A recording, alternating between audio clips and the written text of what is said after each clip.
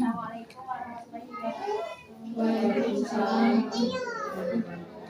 Ibu sebelumnya maaf banget ya mengganggu waktunya kegiatannya, jadi harus ikut dulu penyuluhan di sini.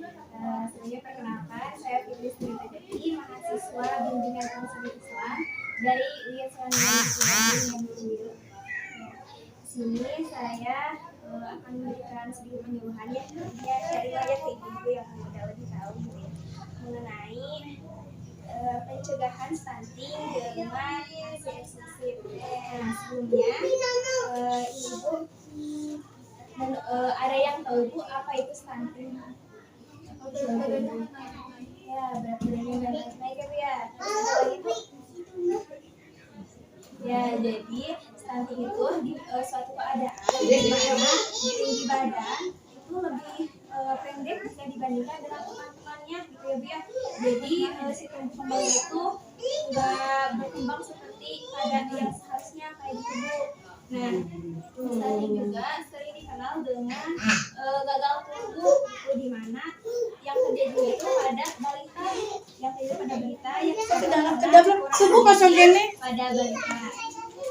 Nah, untuk stunting ini tentu sangat berbahaya ibu ya, apalagi untuk anak-anak kita gitu harus dihindari gitu ya demi masa depan yang cerah gitu.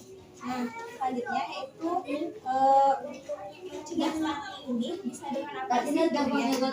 Batu baterai nu bulet di Pemberian ASI eksklusif bu. Ibu masih udah hatam ibu ya mengenai ASI eksklusif. Apa bu ASI eksklusif bu? Pemberian ASI aja. Ya, pemberian ASI aja kepada bayi yang selama dari 0 sampai 6 bulan. Kemudian dari situ dari 7 bulan sampai 59 bulannya diberikan dengan makanan pendamping ya bu ya, atau MPASI. Nah, bagaimana sih agar bayi itu mendapatkan ASI eksklusif gitu ya selama 6 bulan? Nah, syaratnya atau kuncinya yaitu dengan pemberian IMD atau inisiasi menyusui dini.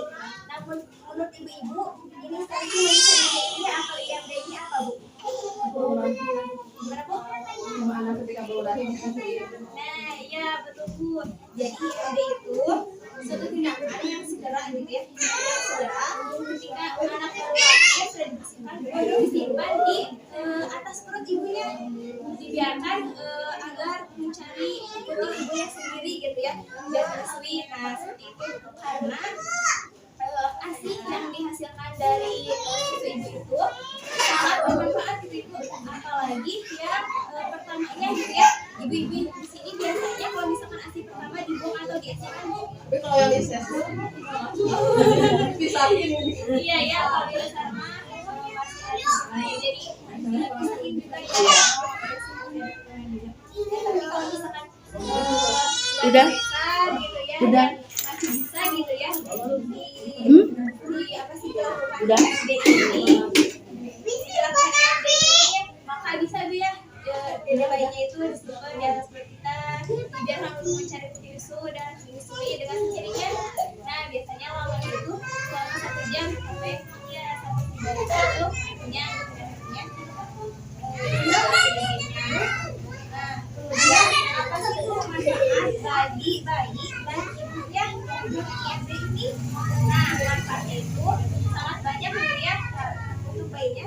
Ketika misalkan kita khawatir si bayinya kedinginan kan masih restriksi apa gitu ya bu ya, kitanya juga nggak pakai pakaian gitu ya, si ibu apa sih bayinya juga masih biasa gitu ya, belum pakai pakaian. Nah, maka kita jangan khawatir ya bu, masuk angin dada bayinya jangan khawatir, karena misalkan kulit antara anak-anak bayi sama ibunya itu pasti menyesuaikan gitu bu.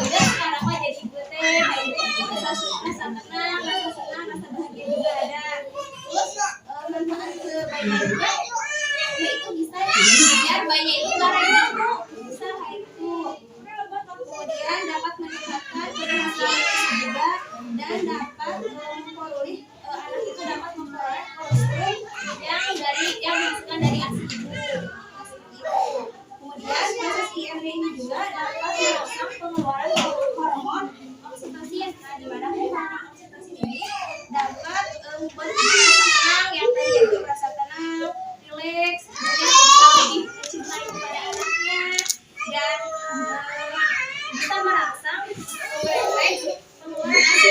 Jadi produksi ASI yang dihasilkan dari ibu tuh bakal lancar gitu, banyak gitu kalau misalkan yang itu itu dapat merangsang atau mempercepat proses penyembuhan dari selesainya masa kelahiran kayak gitu. Kemudian apa saja manfaat ASI dan menyusui?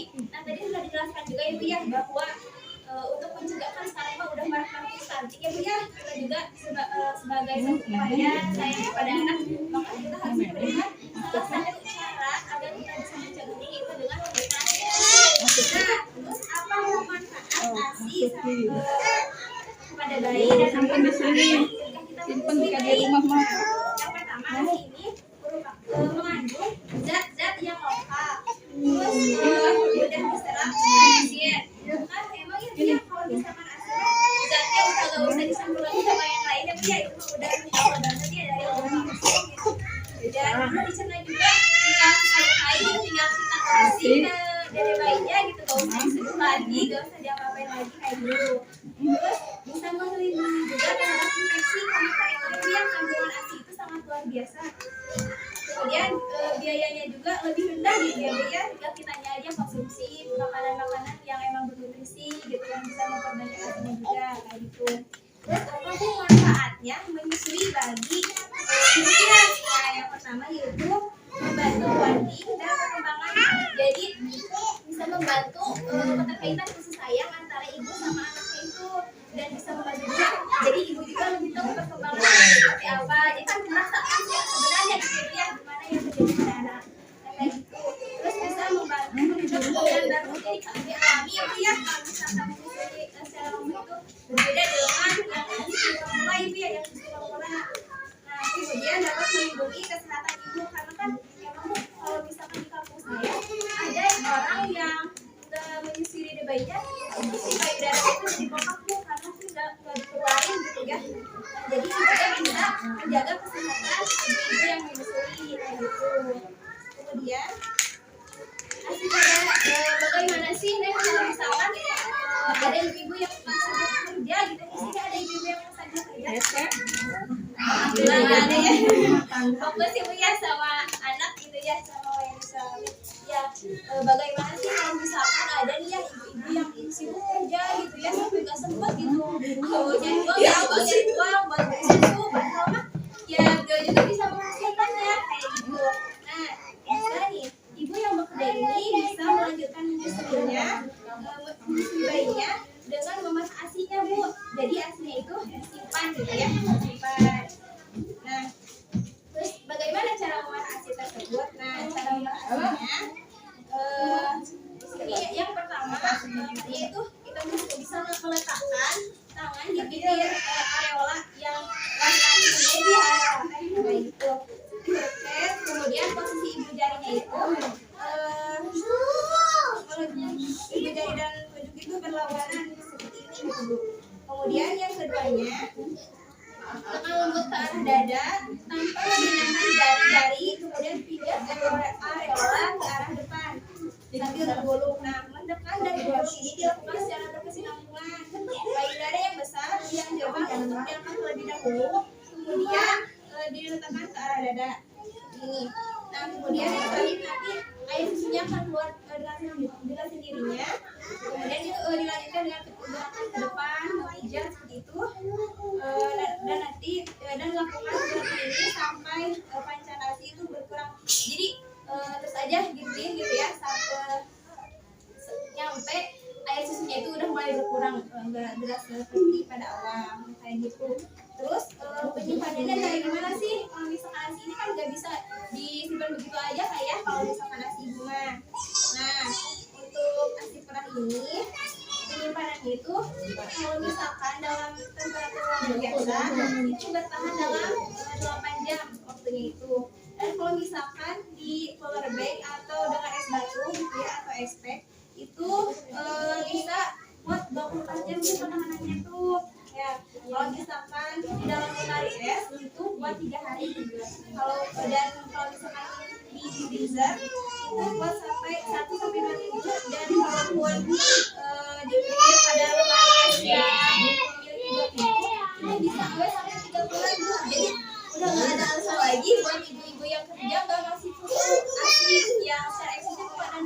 sekarang soalnya udah ada banyak pengetahuan, udah banyak caranya juga gitu ya Bu ya yang udah emang canggih gitu.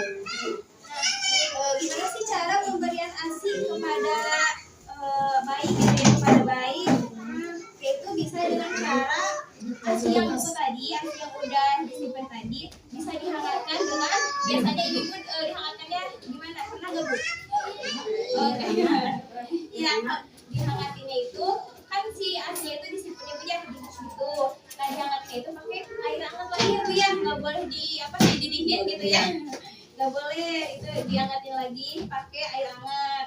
Nah kemudian ASI ini dapat diberikan menggunakan cangkir Bu, jadi pakai cangkir atau tutup apa yang tutup dot yang kecil, nah bisa kayak gitu, bisa dipakai sedot juga itu.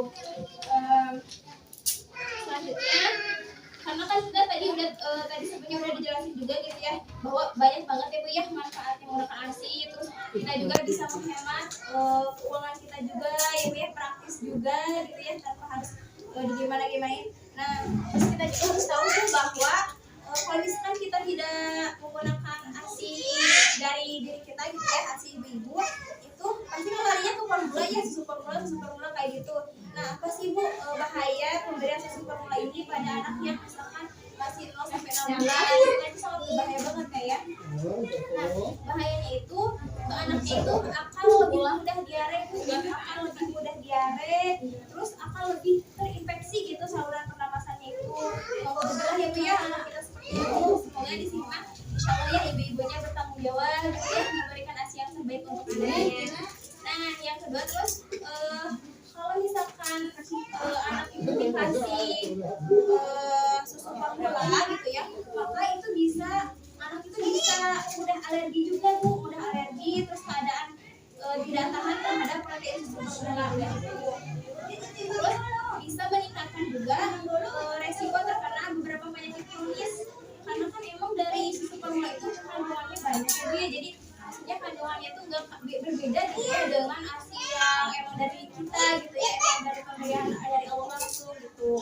Kemudian bisa mengurangi ikatan kasih sayang karena kan emang kalau misalkan susu ASI langsung jadi ada sentuhannya Bu ya antara bayi dan ibu itu kan. Kalau misalkan susu formula dipegang doang gitu ya Bu ya, jadi dipegang doang kayak gitu, jadi kontak antara anak sama ibunya tuh kurang juga gitu ya Bu ya.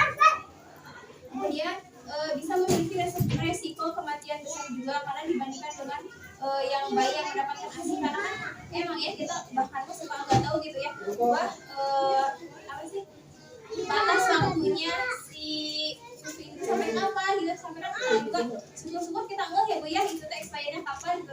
Tapi kalau misalkan kita nggak wah ternyata itu expirednya seminggu yang lalu gitu ya, kenapa ada diskon di Alfa misalkan di Indo itu karena pengen cepet habis gitu ya, kita beli dan kita dihabisinnya nggak lama gitu kan, bisa itu juga berbahaya ya Bu ya bagi anak.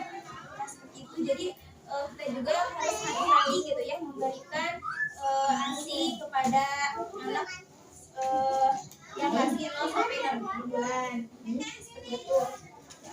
Kemudian anak yang diberikan susu formula juga berbahaya karena itu kecerdasannya itu cenderung lebih rendah dibandingkan yang diberi ASI langsung gitu ya. Jadi emang kan kalau misalkan yang dikasih ASI secara langsung mah Masya Allah ya Bu ya, itu zat-zatnya asli dari Allah gitu ya, tanpa kita apa sih campur lagi sama hal-hal yang lainnya gitu, kayak gitu ya. Mungkin sekian ya Bu ibu-ibu yang bisa saya sampaikan, kurang lebih yang akan diangkat kira-kira itu bisa dipahami nggak Bu yang saya udah sampaikan? Ada yang ditanya Bu? Kalau ASI yang sama yang formula perkembangannya lambat ya kalau ASI mah ya, makanya kan memang ASI itu gimana ya, emang udah gitu ya, nggak pakai campuran-campuran yang lain. Kenapa ASI lambat? Bisa disamakan dengan ini Bu, kalau kita mau konsumsi obat herbal, ibu suka obat herbal Bu, obat-obat herbal kan lama ya Bu ya, tapi itu teh efeknya tuh sangat luar biasa, berbeda dengan kayak kimia ya Bu ya. Obat kimia mah sembuh cepet, tapi cepet lagi tuh rasanya. Nah kayak gitu ASI juga, karena kan emang perlu kesabaran kita juga ya. Makanya kalau pemberian ASI itu yang benar-benar wajibnya itu dari 0 dan 7 bulan sampai menuju ke 2 tahunnya setelah 59 bulan itu bisa didampingi dengan MPASI, makanan pendamping ASI. Mungkin ibu juga sertifikasi ya dari sini ya. Nah gitu, jadi emang kita juga bagaimana ya, kalau misalkan ASI yang dari kita gitu ya, emang perkembangannya agak lama, makanya harus disertai juga di bulan yang ke-7. Ada pembayaran cepat neng. Iya, ketemu juga ibu ya, iya. Makanya dari ibunya juga kalau misalkan masih ada bayinya 0 sampai 6 bulan, itu ibunya juga harus mengonsumsi makanan-makanan yang bergizi kayak gitu.